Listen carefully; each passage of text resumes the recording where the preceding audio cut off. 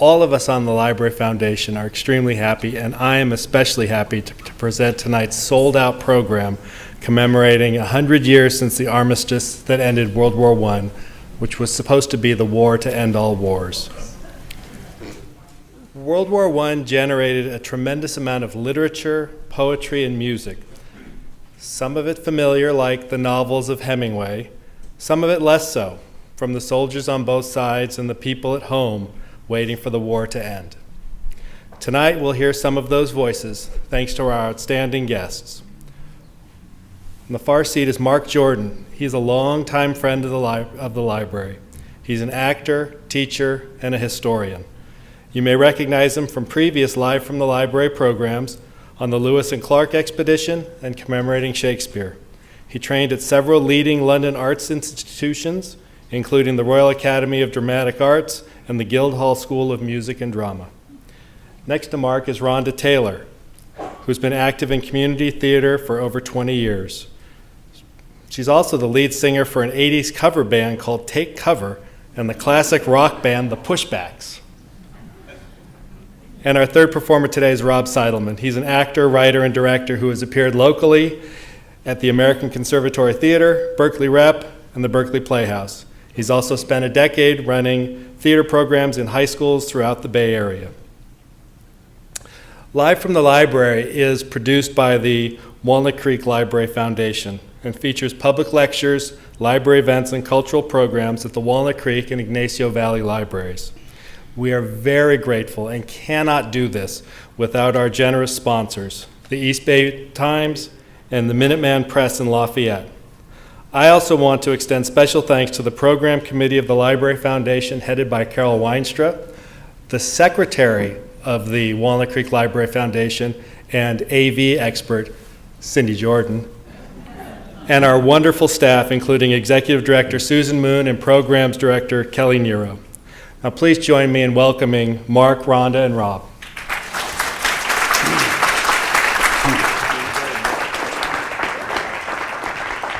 Thank you all for being in here, and the fact that her name is Cindy Jordan, mine is Mark Jordan, is totally coincidental. 100 years have elapsed since the signing of the armistice ending World War I. Known as the war to end all wars, it had an enormous impact on the countries directly affected by the war, and more crucially on its participants. The war produced an outpouring of literary efforts by soldiers who fought, and many who died, and by persons on the home front, men and women, whose lives were tragically shaped by the war. Tonight you will hear those voices, voices from battlefronts east and west, and the home front, voices of English, Scots, Irish, Canadian, French, German, Australian, and American, who in languid or tormented verse, in humorous or serious veins, recounted their experiences. As one, Wilfred Owen, noted, "My subject is war and the pity of war. The poetry is in the pity." I think it is also fair to say that the pity is definably in the poetry. Before I commence bringing you those modern voices, we would like to share two ancient voices on war who had completely differing attitudes towards war. The first is Horace, a Roman poet, who created one of war's great dictums, dulce et decorum est pro patria mori. If you don't know Latin, the translation will be made clear by the end of the evening. The other is that of Erasmus, the 16th century humanist. War is sweet only to those who have not experienced it. Tonight, we will share with you the reactions of those who experienced the First World War. You can determine which of these ancient dictums is applicable.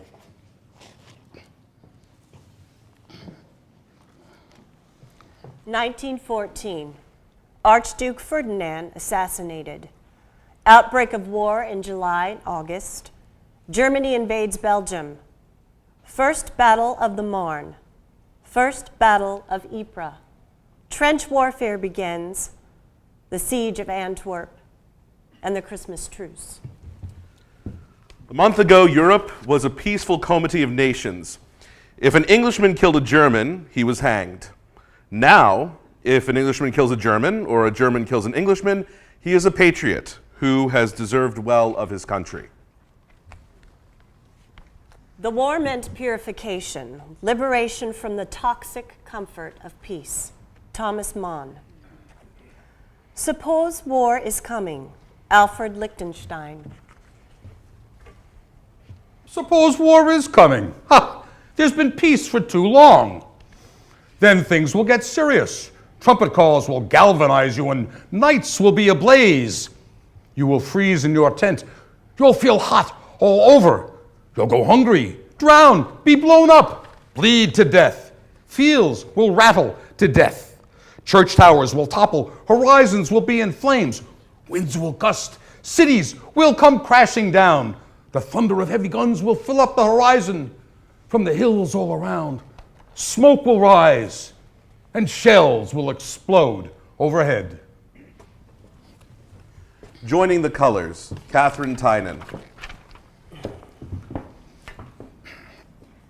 There they go marching, all in step so gay, smooth-cheeked and golden, food for shells and guns.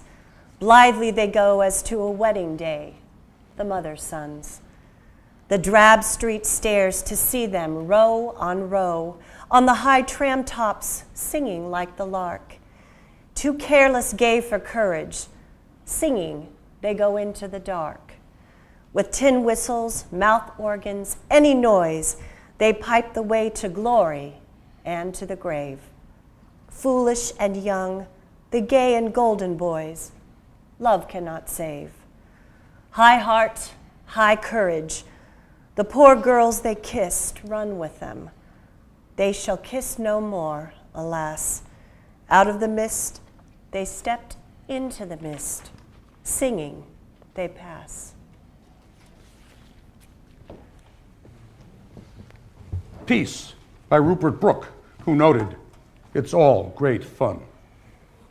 Now, God be thanked who has matched us with his hour, and caught our youth, and wakened us from sleeping, with hand made sure, clear eye, and sharpened power, to turn as swimmers into cleanness leaping, glad from a world grown old and cold and weary, leave the sick hearts that honor could not move, and half men, and their dirty songs and dreary, and all the little emptiness of love.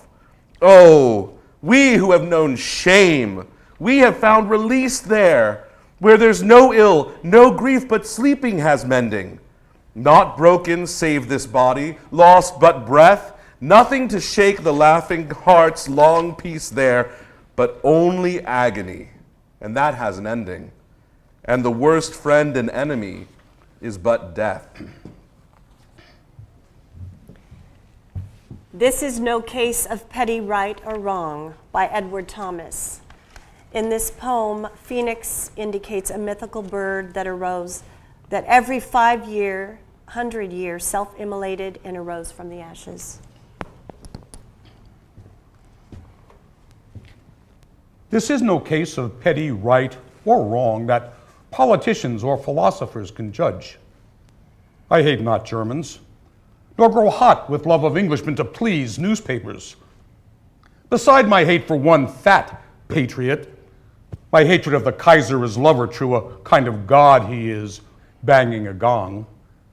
But I have not to choose between the two, or between justice and injustice. Dinned with war and argument, I read no more than in the wind, than the storm smoking along the wind athwart the wood. Two witches' cauldrons roar. From one the weather shall arise, clear and gay.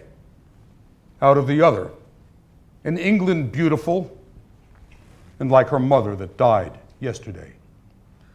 Little I know or care if, being dull, I shall miss something that historians can rake out of the ashes when perchance the phoenix broods serene above their ken. But with the best and meanest Englishmen I am one in crying, God save England, lest we lose what never slaves and cattle blessed. The ages made her that made us from dust. She is all we know and live by, and we trust she is good and must endure, loving her so. And as we love ourselves, we hate her foe.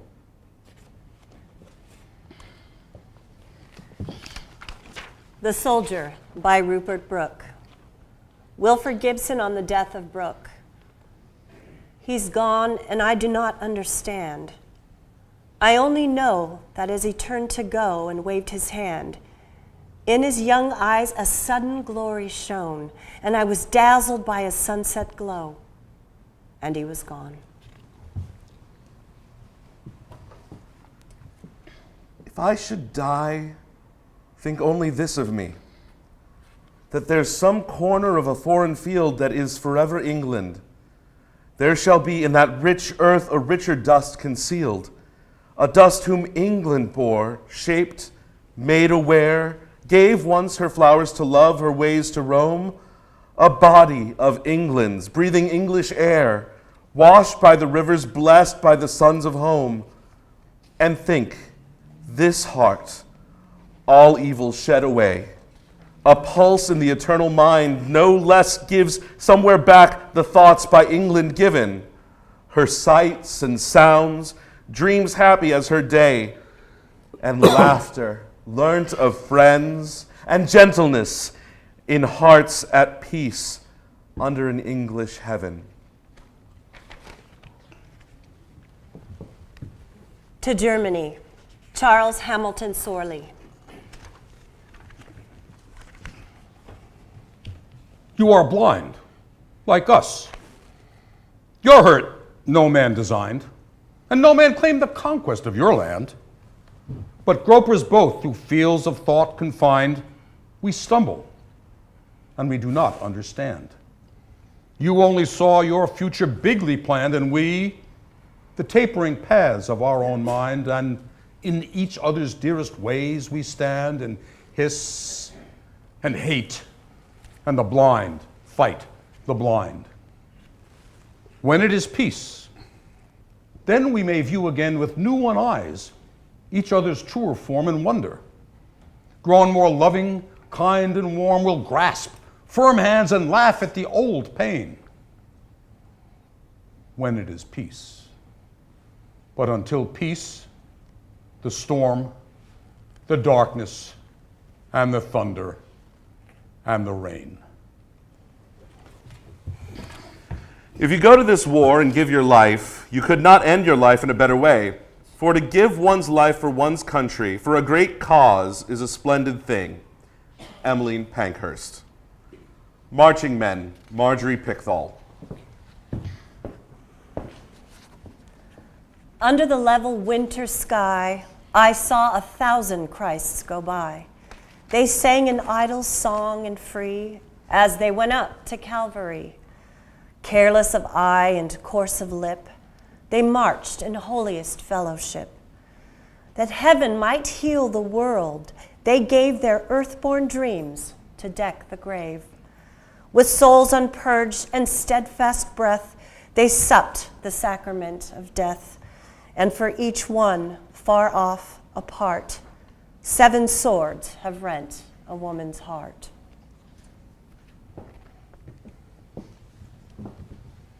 Break of day in the trenches, Isaac Rosenberg.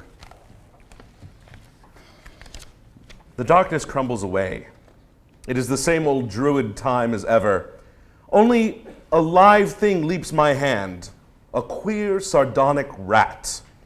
As I pull the parapet's poppy to stick behind my ear. Droll rat! They would shoot you if they knew your cosmopolitan sympathies. Now you have touched this English hand. You will do the same to a German soon, no doubt, if it be your pleasure to cross the sleeping green between. It seems you inwardly grin as you pass. Strong eyes, fine limbs, haughty athletes, less chance than you for life, bonds to the whims of murder, sprawled in the bowels of the earth, the torn fields of France.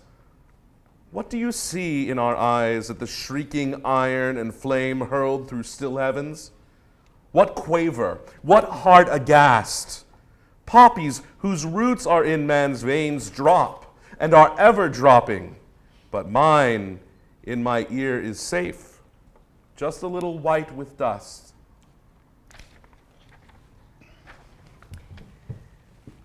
It was the sight of the sky, almost alone, that had the power to persuade a man that he was not already lost in a common grave. Trenches, Sunt Elwha T.E. Hume. And in this poem, Belgian refers to a specific type of large workhorse, much like the Clydesdale. Over the flat slope of Saint Elwha, a wide wall of sandbags. Night. In the silence, desultory men puttering over small fires, cleaning their mess tins to and fro. And from the lines, men walk as on Piccadilly, making paths in the dark through scattered dead horses over a dead Belgian's belly. The Germans have rockets. The English have no rockets. Behind the line, cannon, hidden, lying back miles. Before the line, chaos. My mind is a corridor. The minds about me are corridors. Nothing suggests itself. There is nothing to do but keep on. The Christmas letter. This will be the most memorable Christmas I've ever spent or likely to spend. Since about tea time yesterday, I don't think there's been a shot fired on either side up to now. Some of our chaps went over to their lines. I think they've all come back bar one from the E Company. They no doubt kept him as a souvenir. We can hardly believe that we've been firing at them for the last week or two. It all seems so strange. From another letter. On December 24th, I was occupying a small post very close to the front trench. In the afternoon, about 3 p.m., the Germans began singing louder than they had done hitherto, and I heard sundry shouts come over from their trenches after each song, such as, "How's that, English?" Our men replied and then sang songs themselves, which were applauded by the Germans, many of whom could speak English. The Germans then shouted across, "If you don't shoot, we won't." Christmas Day dawned, showing the ground covered with a layer of snow. Around 11 a.m., English and Germans were walking about freely in between the trenches. I went over and exchanged cigarettes for cigars with the enemy. It was certainly an experience I wouldn't have missed. And now, Christmas in the trenches.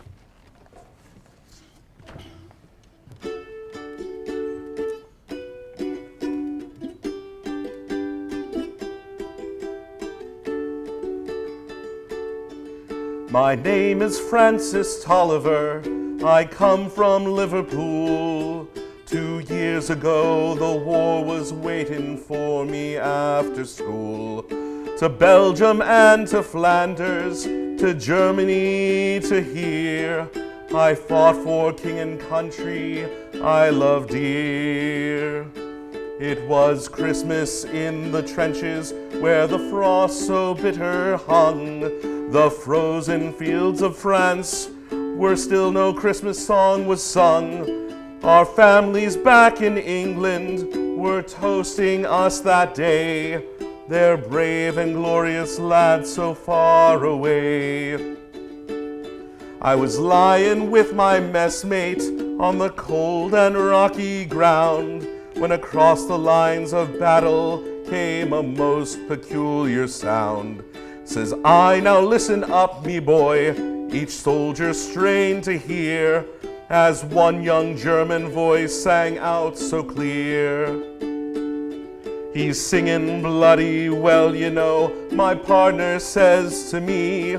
Soon one by one each German voice joined in harmony. The cannons rested silent, the glass clouds rolled no more, as Christmas brought us respite from the war. As soon as they were finished, a reverent pause was spent. God rest ye merry gentlemen, struck up some lads from Kent. The next they sang was Stille Nacht, 'tis silent night, says I, and in 2 tongues one song filled up that sky. There's someone coming towards us, the frontline sentry cried. All sights were fixed on one lone figure trudging from their side. His truce flag like a Christmas star shone on that plain so bright as he bravely strode unarmed into the night. Then one by one on either side we walked into no man's land, where neither gun nor bayonet we met there hand to hand. We shared some secret brandy and wished each other well, and in a flare-lit soccer game we gave 'em hell. We traded chocolates, cigarettes, and photographs from home, these sons and fathers far away from families of their own. Young Sanders played his squeeze box and they had a violin, this curious and unlikely band of men. Soon daylight stole upon us and France was France once more. With sad farewells we each began to settle back to war. But the question haunted every heart that lived that wondrous night, whose family have I fixed within my sights? It was Christmas in the trenches where the frost so bitter hung. The frozen fields of France were warmed as songs of peace were sung. For the walls they'd kept between us to exact the work of war had crumbled and were gone forevermore.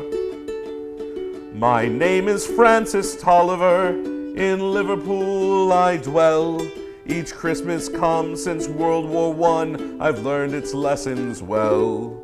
That the ones who call the shots won't be among the dead and lame, and on the end of the rifle, we're the same.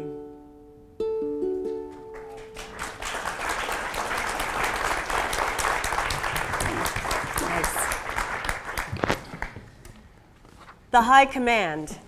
In response to the British and German soldiers observing an informal ad hoc Christmas Day truce where they met in no man's land to exchange cigarettes and take snapshots, the outraged British General Staff forbade this to ever happen again. 1915.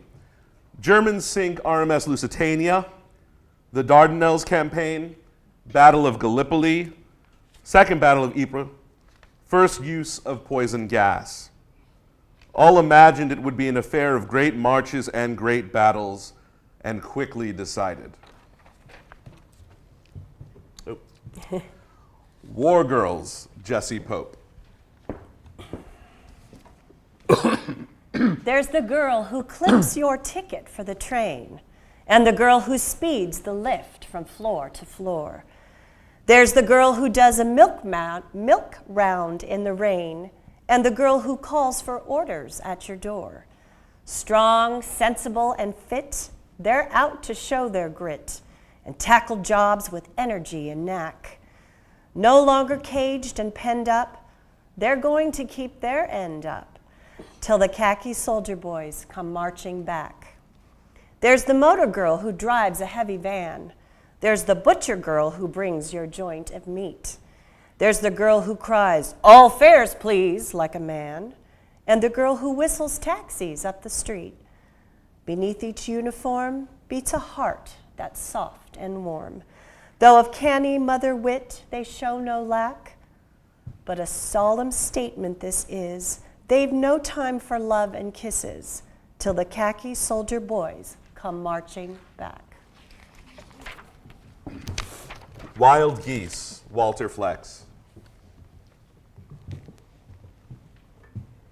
Wild geese are rushing through the night with shrill cry. Northbound rangers. Hazard awaits. Take care. Your flight and world are full of dangers. Fly through the night-filled air, my friends, you squadron gray and mighty. Dawn breaks as battle cry extends far o'er the lands below you. Fly on. Rush on, you gray-winged flight. Rush on to Northland's safety. When you fly south again some night, what will my fate have made me. We are, as you, a gray-clothed pack, the Kaiser's fighting yeomen. Should our flight end with no way back, fly south and sound our amen. June 1915, Charlotte Mew.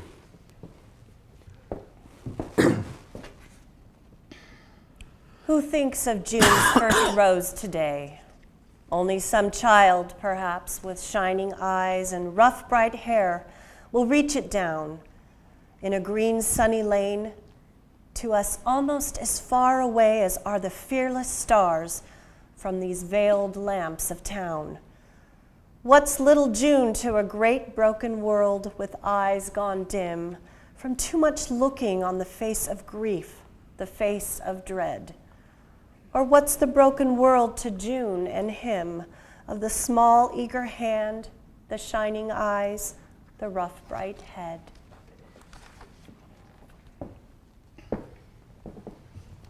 Attack by Siegfried Sassoon. At dawn, the ridge emerges massed and dun in the wild purple of the glowering sun, smoldering through spouts of drifting smoke that shroud the menacing scarred slope, and one by one tanks creep and topple forward to the wire. The barrage roars and lifts, then clumsily bowed with bombs and guns and shovels and battle gear, men jostle and climb to meet the bristling fire. Lines of gray, muttering faces, masked with fear, they leave their trenches, going over the top, while time ticks blank and busy on their wrists, and hope, with furtive eyes and grappling fists, flounders in the mud. Oh, Jesus, make it stop!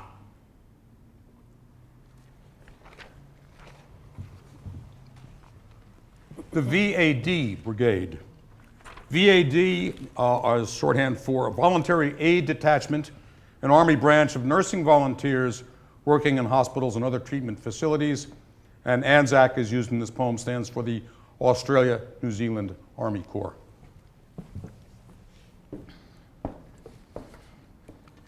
I thought I knew each regiment, battalion, and brigade until I got to Bristol, by Red Cross train conveyed, and saw upon the platform a company in blue of goodly wives and daughters, and little flappers too.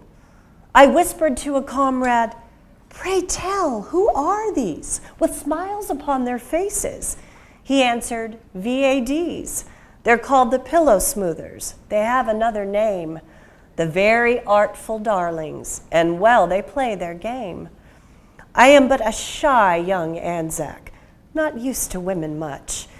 I've always dreaded nurses and hospitals and such. How was I going to stick it until my wounds were well? A crown of them all fussing, far worse than shot or shell. I lay upon a stretcher. A little girl tripped up. My cigarette she lighted and held my coffee cup. And could she write a postcard to send to any friends? Or would I like a pillow? She bucked me up no end. I had no friends in Blighty, and when the pain got worse, I never could have stood it without that little nurse. A father, mother, sister, and sweetheart all in one. If I had not adored her, I must have been a Hun. But what if I should lose her? I know I'll put a ring upon her wedding finger to claim my little thing. And when the war is over, if I should lucky be, that very artful darling perhaps may cross the sea.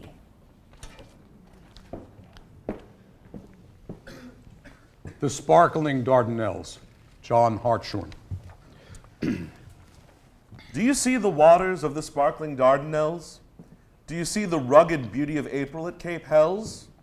Do you see the scudding clouds against the deep blue sky? Do you think of this as paradise or as a place to die? We came in springtime long ago. We never left. We never went home, just fading ghosts in sepia, now lost amongst the stone. Call out, and we will answer. Whispered word, a shadow, bleached bones and twisted fragments, a glimpse of who we were. So, walk with us amid the mullahs, reach out across the years. We'll show you where we made our stand, where still we guard this rugged land. As the birds sing and the Dardanelles sparkle, think of us still here. Your time with us was brief, now done, but our time here has just begun.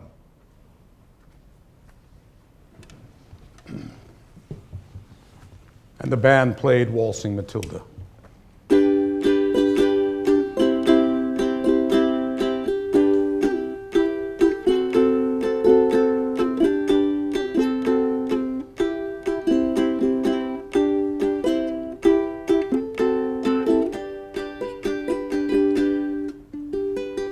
When I was a young man, I carried my pack and I lived the free life of a rover. From the Murray's green basin to the dusty outback, I waltzed my Matilda all over. Then in 1915, my country said, son, it's time to stop rambling. There's work to be done. So they gave me a tin hat and they gave me a gun. And they sent me away to the war.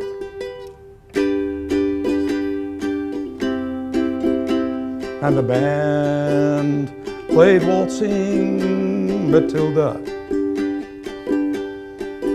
as a ship sailed away from the quay.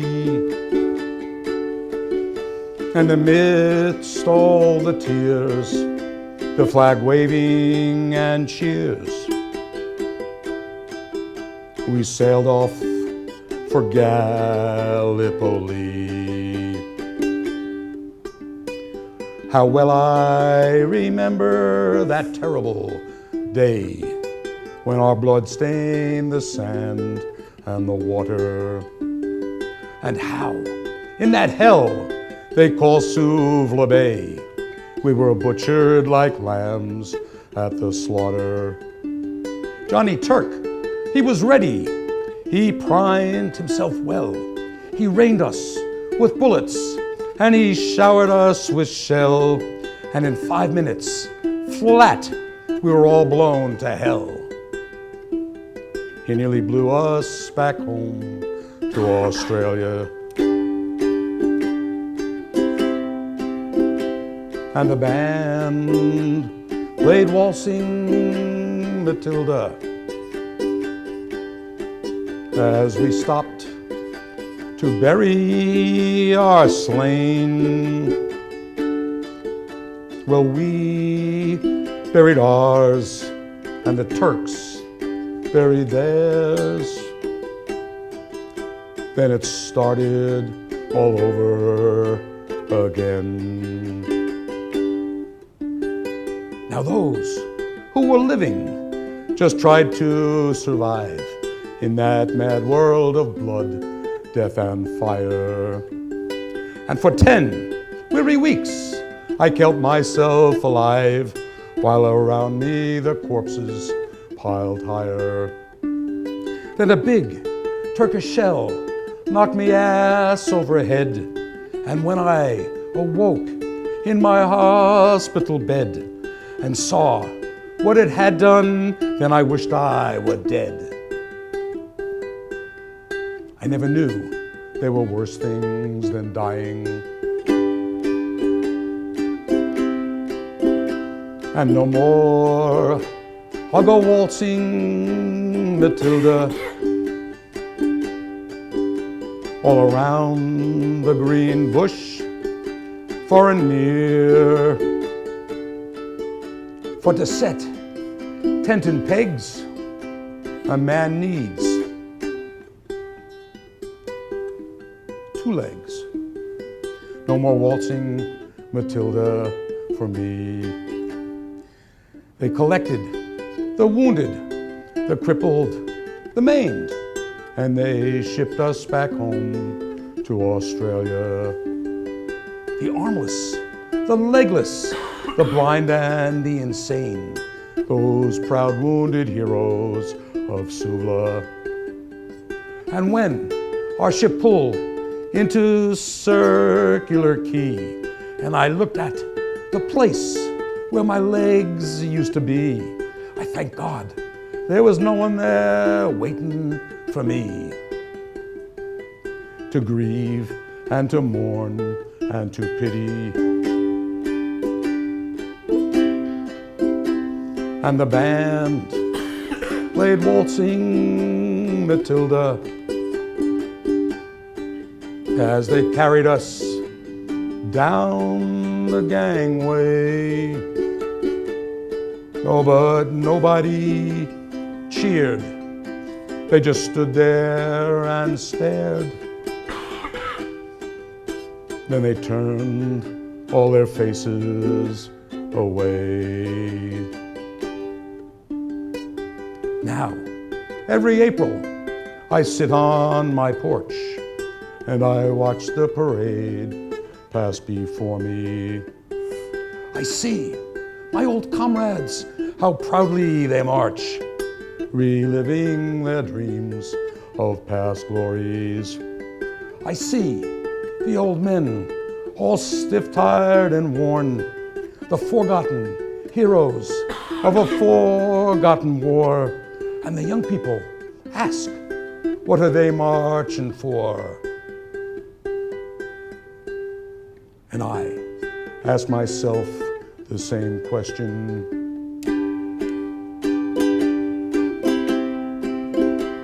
And the band plays Waltzing Matilda, and the old men still answer the call. But year after year, their numbers get fewer. Someday no one will march there at all. Waltzing Matilda, Waltzing Matilda, who'll come a waltzing Matilda with me? And their ghosts can be heard as they whisper through the billabong. There'll be no more waltzing Matilda with me.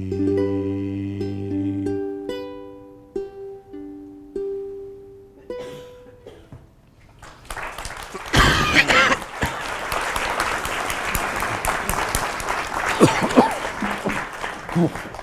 1916, the Battle of Verdun, Battle of the Somme. President Wilson re-elected with campaign slogan, "He kept us out of the war." Leaving for the front, Alfred Lichtenstein. Before I die, I must find this rhyme. Be quiet, friends, and do not waste my time. We're marching off in company with death. I only wish my girl would hold her breath. There's nothing wrong with me. I'm glad to leave. Now mother's crying too. There's no reprieve. And now look how the sun's begun to set.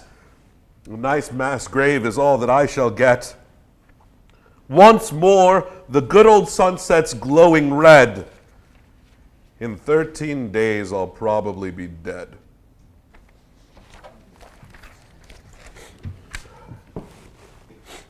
Anthem for a Doomed Youth by Wilfred Owen.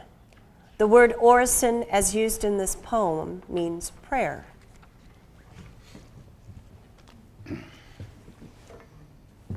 What passing bells for these who die as cattle? Only the monstrous anger of the guns, only the stuttering rifle's rapid rattle can patter out their hasty orisons. No mockeries now for them, no prayers nor bells, nor any voice of mourning save the choirs, the shrill, demented choirs of wailing shells and bugles calling for them from sad shires. What candles may be held to speed them all. Not in the hands of boys, but in their eyes shall shine the holy glimmers of goodbyes. The pallor of girls' brows shall be their pall, their flowers, the tenderness of patient minds, and each slow dusk, a drawing down of blinds. Perhaps Vera Brittain, dedicated to her fiancé, Roland Aubrey Layton, who was killed at the age of 20 by a sniper 4 months after she had accepted his marriage proposal. Roland to Vera shortly before being shot. Violets from Plug Street Wood, think what they have meant to me. Life and hope and love and you. And you did not see them grow where his mangled body lay, hiding horror from the day. Sweetest, it was better so.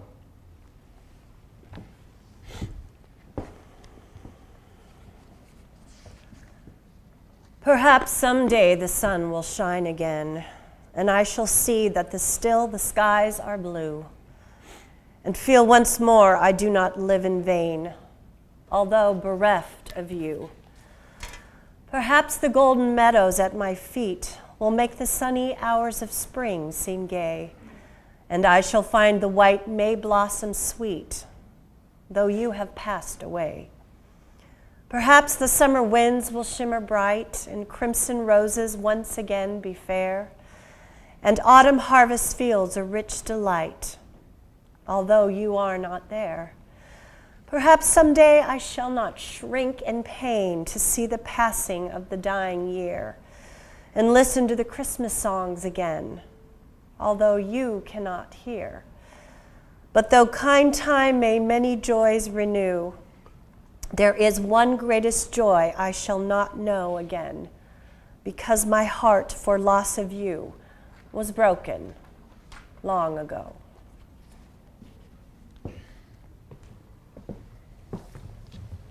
Glory of women, Siegfried Sassoon. You love us when we're heroes, home on leave, or wounded in a mentionable place. You worship decorations. You believe that chivalry redeems the war's disgrace. You make us shells. You listen with delight by tales of dirt and danger fondly thrilled.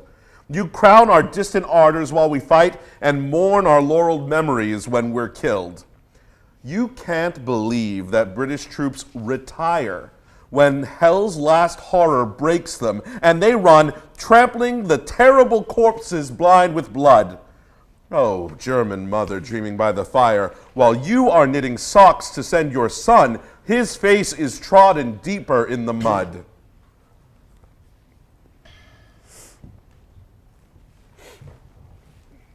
To his love, Ivor Gurney.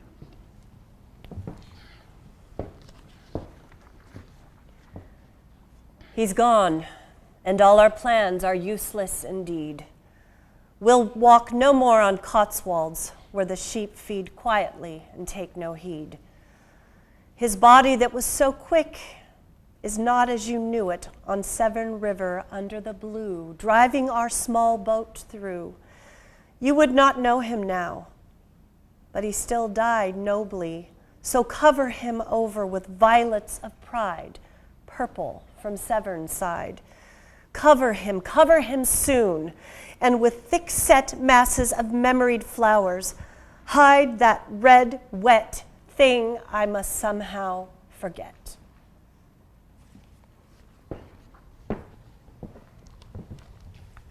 As the sun died in blood, Tom Kettle.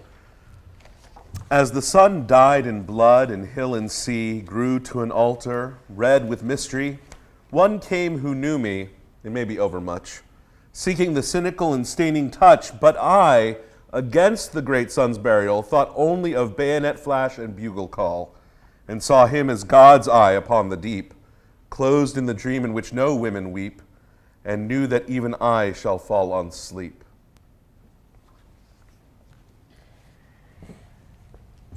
To death, Gerrit Engelke. War is the negation, or at least the degeneration of the soul and the furthering of the material world's power.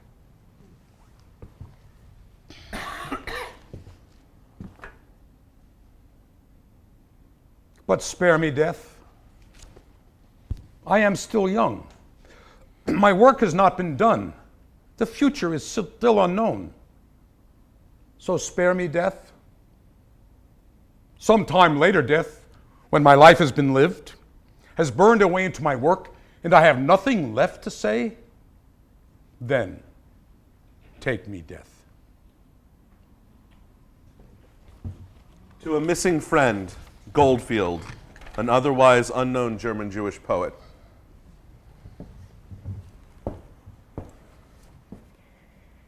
You have no grave, no cross, but you die. Maybe in some dark thicket your bones lie, or you were sunk in swamp in deep of night, or Cossacks cruelly robbed you of the light. And when it was, and where, and how, and why, I know not. Death in forest does not cry. You are a skull now, white bleached by the rain, round which the weasel lightly leaves the train. You are the plowed earth on which horses stand. You are the grain that once did crown the land. You are the bread the farmer once did eat. You are the strength when peace returns to greet.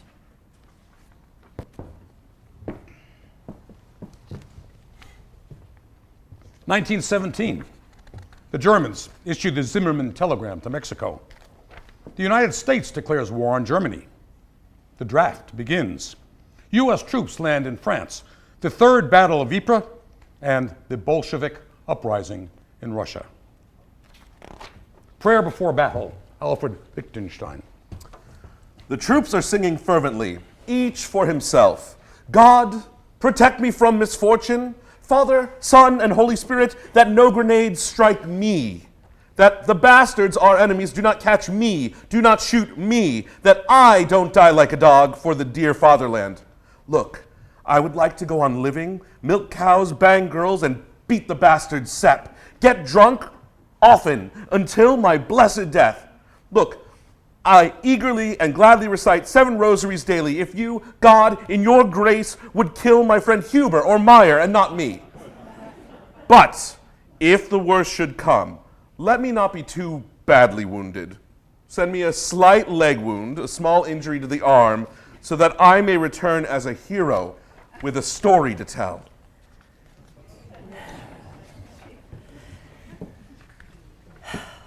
When you see millions of the mouthless dead, Charles Hamilton Sorley.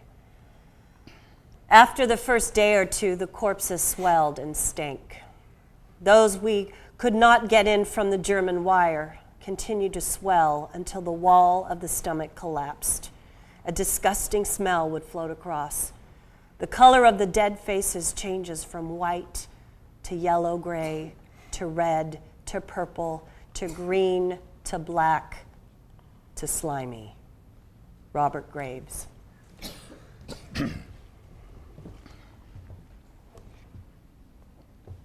When you see millions of the mouthless dead across your dreams in pale battalions go, say not soft things as other men have said that you'll remember, for you need not so. Give them not praise for death. How should they know it is not curses heaped on each gashed head? Nor tears. Their blind eyes see not your tears flow. Nor honor. It is easy to be dead. Say only this, they are dead. Then add thereto yet many a better one has died before. Then, scanning all the o'er-crowded mass, should you perceive one face that you loved heretofore, it is a spook. None wears the face you know. Great death has made all his forevermore.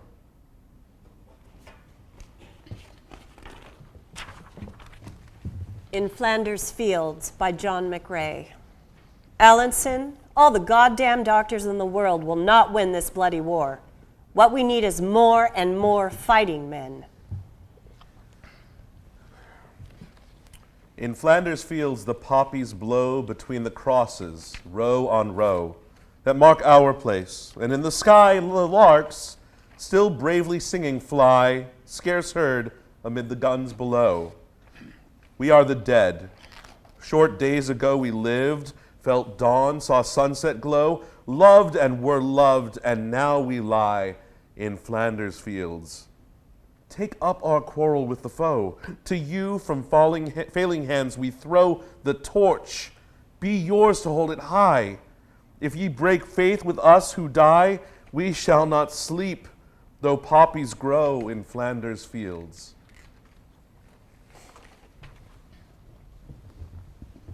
Lights Out, Edward Thomas.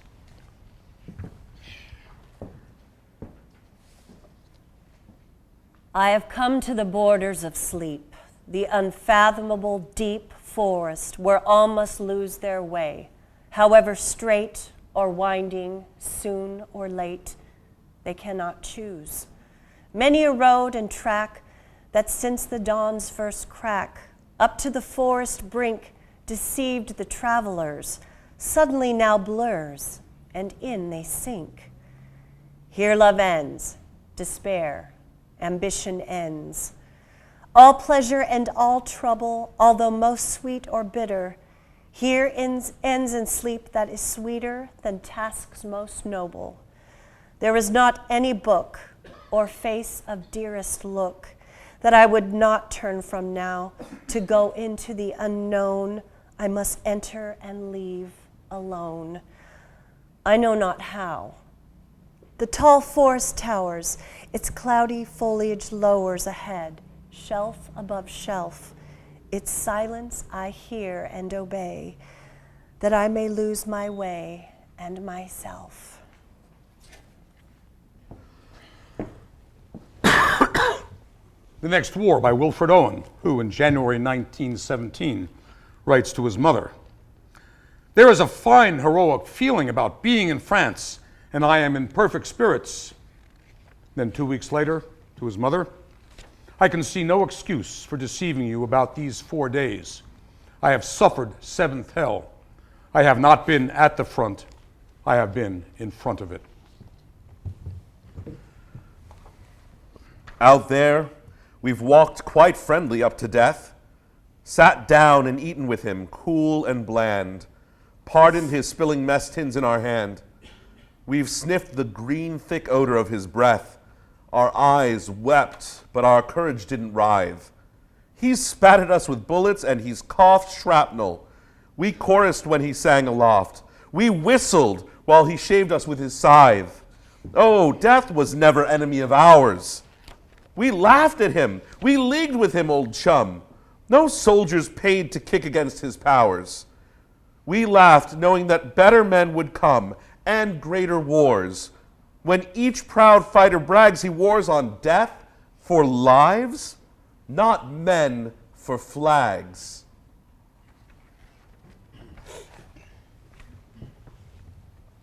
The Falling Leaves, Margaret Postgate Cole.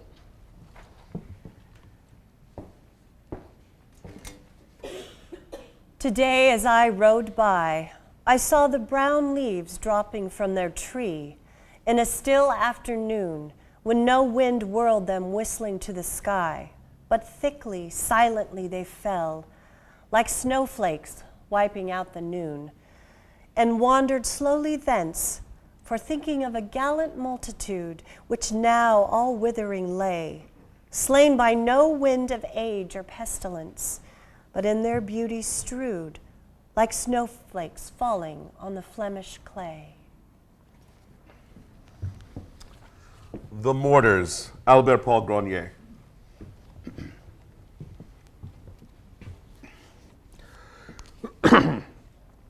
Juddering iron buckets clanging, jerking deadweight chains clanking. The thunder lumbering caravan labors on along the baking roads and tracks, all thunderous crash and clash. The straining, weary horses ponderingly nod, as though to doubt their onward slog will ever end. Wheels as thick as millstones mill the crunching road, and in towns and villages along the way, thunderstruck groups watch the deadweight cortege of death grind past. The squat carriages bolt, stubbled, muscles bulging, and mute, menacing, brutal, the black barrels muzzled and bound like lunatics. Roundel, Vera Brittain. But far the most dangerous thing is going out on patrol in no man's land. You take bombs in case you should meet a hostile patrol, but you might be surrounded. You might be seen, especially if you go very close to their line. Lights are always being sent up, and they make night into day, so you have to keep down and quite still. Edward, her brother, to Vera. Like her fiancé, her brother was also a casualty of war.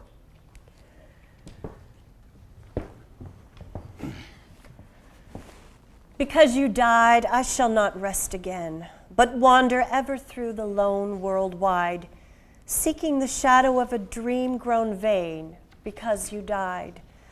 I shall spend brief and idle hours beside the many lesser loves that still remain, but find in them none my triumph and my pride.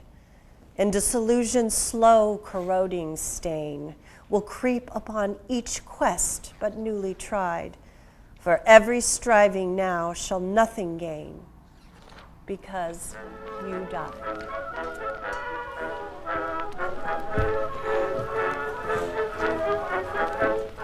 Johnny, get your gun, get your gun, get your gun. Take it on the run, on the run, on the run. Hear them calling you and me, every son of liberty.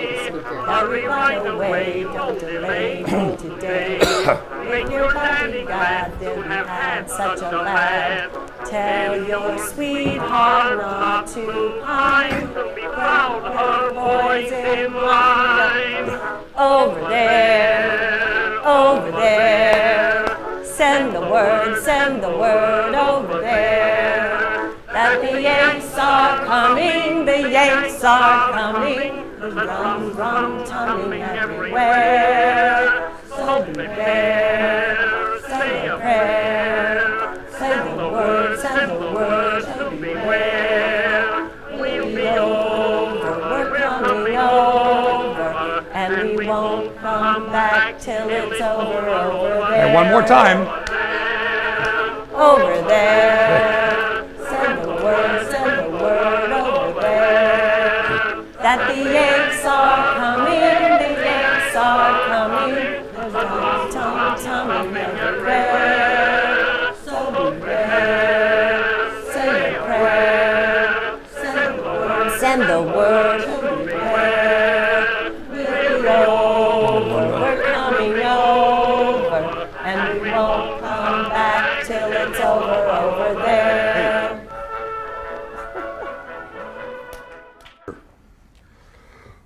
They did not pursue worldly rewards. They wanted nothing more than to live without regret. Brothers pledged to the honor implicit in living one's own life and dying one's own death. Hail, brothers! Goodbye to you, the exalted dead. To you, we owe two debts of gratitude forever: the glory of having died for France, and the homage due to you in our memories. I have a rendezvous with death at some disputed barricade. When spring comes back with rustling shade and apple blossoms fill the air, I have a rendezvous with death when spring brings back blue days and fair. It may be he shall take my hand and lead me into his dark land and close my eyes and quench my breath. It may be I shall pass him still. I have a rendezvous with death on some scarred slope of battered hill. When spring comes round again this year and the first meadow flowers appear. God knows 'twere better to be deep pillowed in silk and scented down, where love throbs out in blissful sleep, pulse nigh to pulse and breath to breath, where hushed awakenings are dear. But I've a rendezvous with death at midnight in some flaming town when spring trips north again this year. And I, to my pledged word, am true. I shall not fail that rendezvous.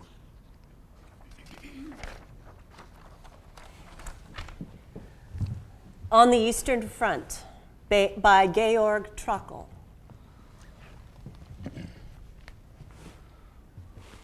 The wrath of the people is dark. Like the wild organ notes of winter's storm, the battle's crimson wave, a naked forest of stars. With ravaged brows, with silver arms to dying soldiers, night comes beckoning. In the shade of the autumn ash, ghosts of the fallen are sighing. Thorny wilderness girdles the town about. From bloody doorsteps, the moon chases terrified women. Wild wolves have poured through the gates. Sounds of Elwha by Robert Ziegel.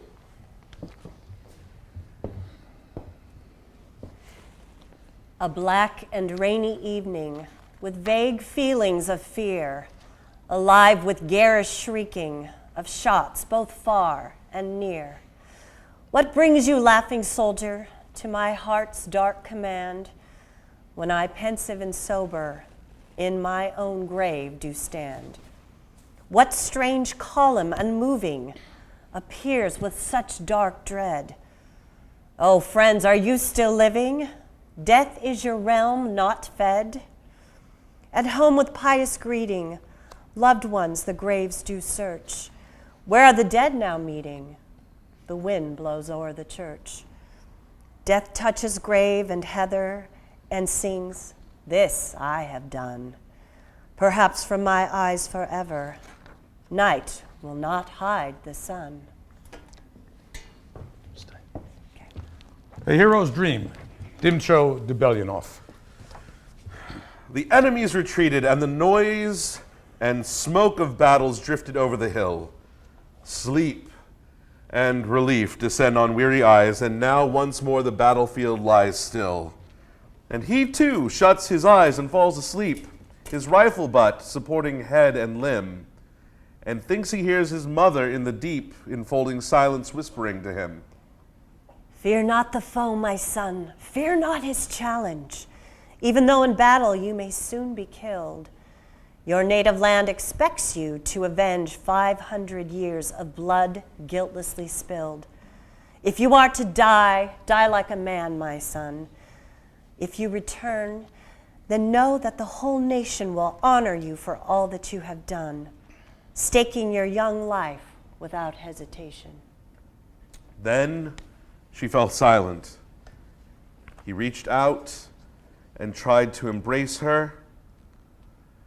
Then he saw, as he was waking, the morning star still hanging in the sky.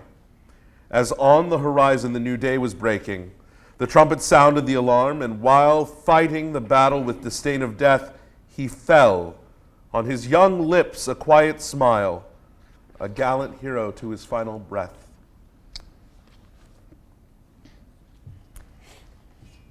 (1918). U.S. President Wilson issues 14 points to peace. Germany launches spring offensive. Germany bombs Paris. United States launches attacks at Bellewood and Argonne Forest. Kaiser Wilhelm II abdicates, and Germany signs Armistice on November 11th. Here dead we lie. A.E. Houseman.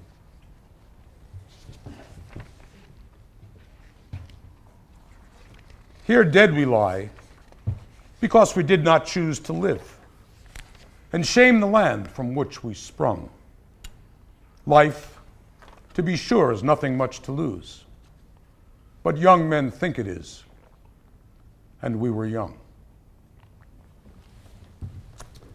The Cenotaph, Charlotte Mew.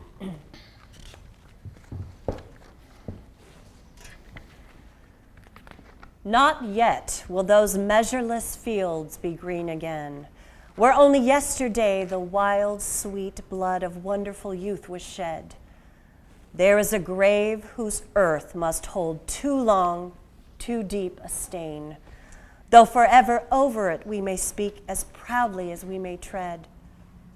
But here, where the watchers by lonely hearths from the thrust of an inward sword have more slowly bled, we shall build the cenotaph, victory winged with peace, winged too at the column's head.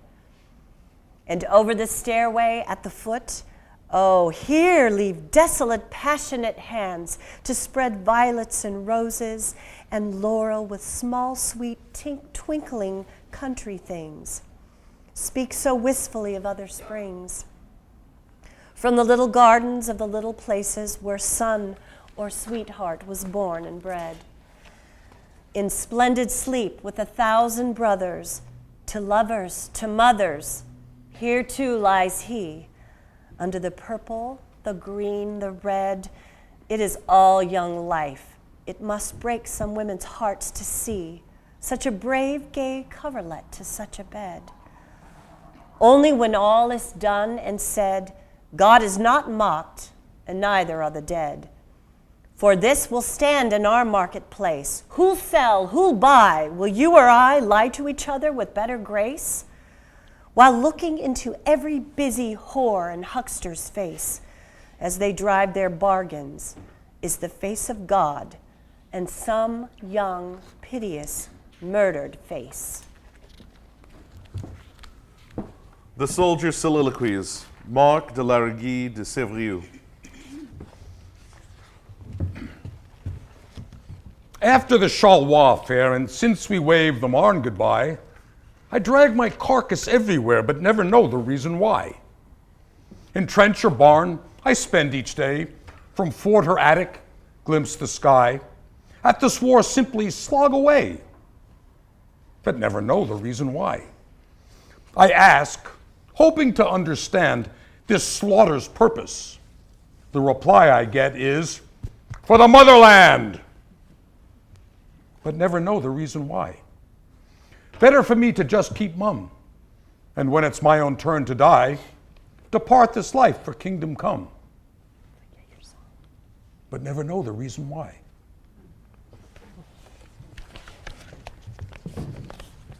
The Andante by Albert Paul Grenier.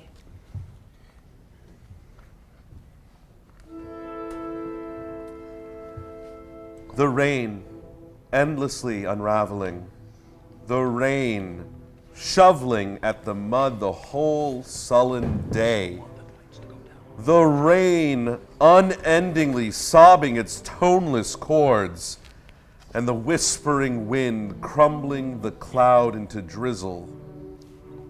Why, this evening am I haunted so by that majestic Andante from the Seventh Symphony, its chords as magnificently simple as the triumphal arches of the ancients hold me in a vast enchantment. Its harmony is velvet to my soul, its murmur a caress that soothes the melancholy as we pick our way along the bank of this canal. The rain has never stopped. The mud is all long, snaking rivulets of agate and clouded onyx, chopped into splashes with every drawn-out hoof-fall of my horse. The rain has never stopped the whole lead-blue day.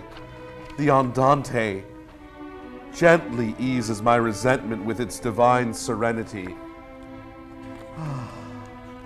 Those Sunday afternoons, not 2 years ago, the Sunday afternoons, the lamplit hall, the huge orchestra, a single mind and spirit in every flying bow tip, the miraculous fluid of fountain spreading up to the galleries, then falling like snowflakes onto souls laid bare, like springtime sunlight through stained glass on a girl's communion veil.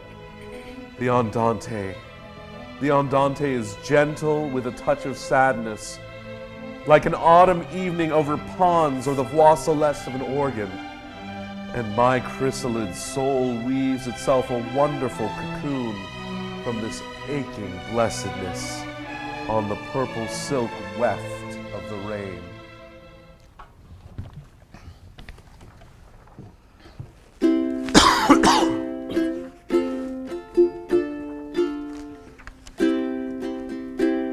Well, how do you do, young Willie McBride? Do you mind if I sit down here by your graveside and rest for a while in the warm summer sun? I've been walking all day and I'm nearly done.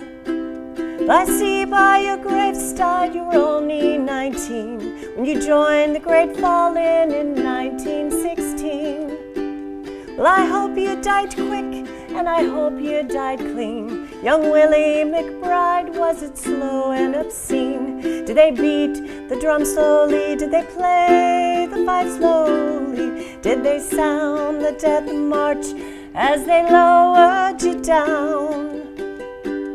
Did the band play the last post and chorus? Did the pipes play the flowers of the forest? Did you leave a wife or a sweetheart behind? In some faithful heart is your memory enshrined. And though you died back in 1916, in some faithful heart are you forever 19? Or are you a stranger without even a name, enshrined forever behind a glass pane? In an old photograph, torn and tattered and stained, and fading to yellow in a brown leather frame. Did they beat the drum slowly? Did they play the fife lowly? Did they sound the death march as they lowered you down? Did the band play the last post and chorus? Did the pipes play the flowers of the forest? Well, the sun now, it shines on the green fields of France. There's a warm summer breeze makes the red poppies dance. And look how the sun shines from under the clouds. There's no gas, no barbed wire, there's no gunfire now. But here in this graveside is still no man's land. The countless white crosses in mute witness stand to blind man's indifference to his fellow man, to a whole generation that was butchered and damned. Did they beat the drum slowly? Did they play the fife slowly? Did they sound the death march as they lowered you down? Did the band play the last post and chorus? Did the pipes play the flowers of the forest? Well, Willie McBride, I can't help wonder why. Do those that lie here know why they did die? And did they believe when they answered the cause? Did they really believe that this war would end war? Well, the sorrow, the suffering, the glory, the pain, the killing and dying were all done in vain. For young Willie McBride, it happens again and again, and again and again, and again and again.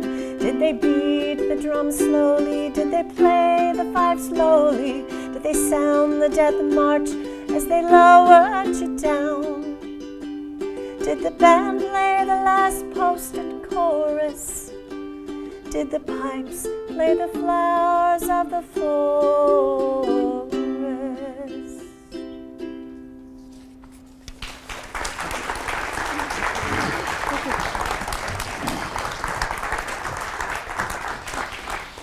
Dulce et decorum est, Wilfred Owen. Dulce et decorum est pro patria mori. How sweet and honorable it is to die for one's country.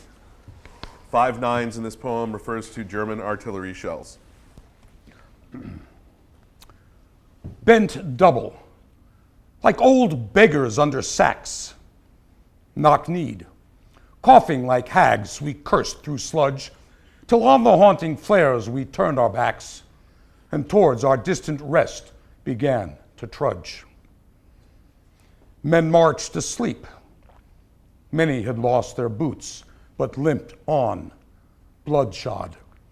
All went lame, all blind, drunk, with fatigue, deaf even to to the hoots of tired, outstripped 5-9s that dropped behind. Gas! Gas! Quick, boys! An ecstasy of fumbling, fitting the clumsy helmets just in time. But someone still was yelling out and stumbling and floundering like a man in fire or lime.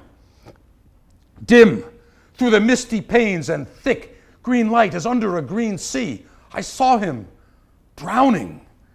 In all my dreams, before my helpless sight, he plunges at me, guttering, choking, drowning. If, in some smothering dreams, you too could pace behind the wagon that we flung him in and watch the white eyes writhing in his face, his hanging face like a devil sick of sin. If you could hear at every jolt the blood come gargling from the froth-corrupted lungs, obscene as cancer, bitter as the cud of vile, incurable sores on innocent tongues, my friend, you would not tell with such high zest to children ardent for some desperate glory the old lie, dulce et decorum est pro patria mori. November 11th, 1918. On the 4th Army front, at 2 minutes to 11, a machine gun fired off a complete belt without pause. A single machine gunner was then seen to stand up beside his weapon, take off his helmet, bow, and, turning about, walk slowly to the rear. And there was a great calm. Thomas Hardy. Breathless they paused. Out their men raised their glance to where had stood those poplars lank and locked, as they had raised it through the 4 years' dance of death in the now familiar flats of France, and murmured, "Strange this. How? All firing stopped?" Aye, all was hushed. The about to fire fired not. The aimed at moved away in translipped song. One checkless regiment slung a clinching shot and turned. The spirit of irony smirked out. What? Spoiled peradventures woven of rage and wrong? Thenceforth no flying fires inflamed the gray. No hurtling shook the dewdrop from the thorn. No moan perplexed the mute bird on the spray. Worn horses mused, "We are not whipped today." No weft-winged engines blurred the moon's thin horn. Calm fell. From heavens distilled a clemency. There was peace on earth and silence in the sky. Some could not shake off misery. The sinister spirit sneered. It had to be. And again the spirit of pity whispered, "Why?"